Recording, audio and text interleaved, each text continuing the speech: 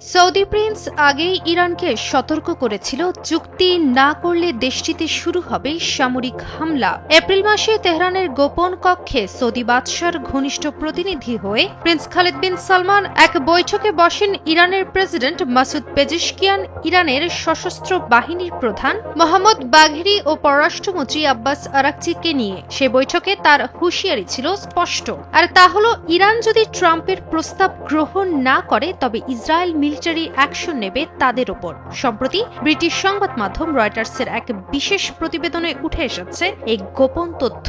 বিশ্লেষকরা বলছেন এই বার্তার পেছনে লুকিয়ে রয়েছে একটি বিস্ফোরক সত্য, আর তা হলো ইরান, যুক্তরাষ্ট্র, সৌদি আরব ও ইসরায়েল এখন এক অনিশ্চিত সংঘাতের কিনারায়। চুক্তি হবে নাকি আসবে যুদ্ধ?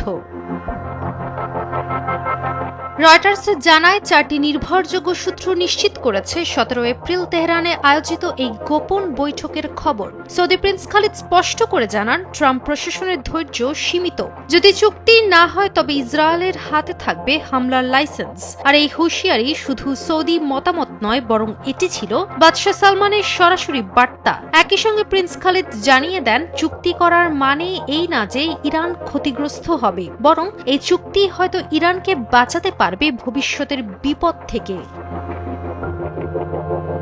কিন্তু ইরান কোনোভাবেই যেন ভীত নয়। সূত্র মতে প্রেসিডেন্ট পেজেশকিয়ান ঠান্ডা গলায় এর জবাব দেন, ইরান চুক্তিতে আগ্রহী, তবে নিজেদের অধিকার বিকিয়ে দিয়ে নয়। এছাড়া পররাষ্ট্র মন্ত্রণালয়ের মুখপাত্র ইসমাইল বাঘাই বলেন, পরমাণু সমৃদ্ধকরণ কর্মসূচি আলোচনার বস্তু নয়, বরং এটা তাদের সার্বভৌম অধিকার। তবে সৌদি প্রিন্সের সতর্ক বার্তা কিংবা যুক্তরাষ্ট্র ও ইসরায়েলের হুমকি ও চাপের মধ্যেও ইরান তার অবস্থানে এখনো অনড়। শুরু থেকেই তারা বলে আসছে, ইরান শান্তিপূর্ণ চুক্তি চায়, কিন্তু চাপ বা হুমকির মুখে নয়।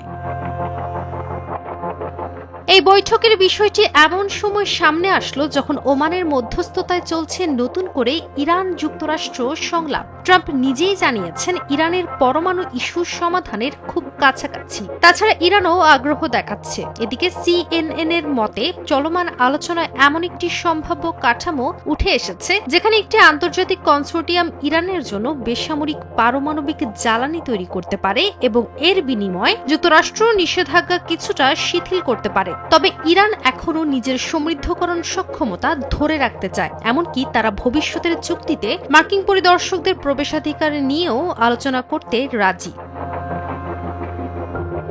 এদিকে ইসরায়েল দীর্ঘদিন ধরে দাবি করে আসছে ইরান পারমাণবিক বোমার একদম কাছাকাছি। অন্যদিকে অস্ট্রিয়ার গোয়েন্দা সংস্থা সম্প্রতি জানায়, ইরানের কর্মসূচি অনেকটাই এগিয়ে গেছে, তবে ওয়াশিংটনের মূল্যায়ন ভিন্ন। তাদের মতে ইরান এখনো বোমা তৈরির সিদ্ধান্ত নেয়নি। এ বিষয়ে IAEA প্রধান রাফায়েল গ্রোসি স্পষ্ট করে দিয়েছেন, যে কোনো চুক্তি হবে কঠোর পরিদর্শন ব্যবস্থার অধীনে।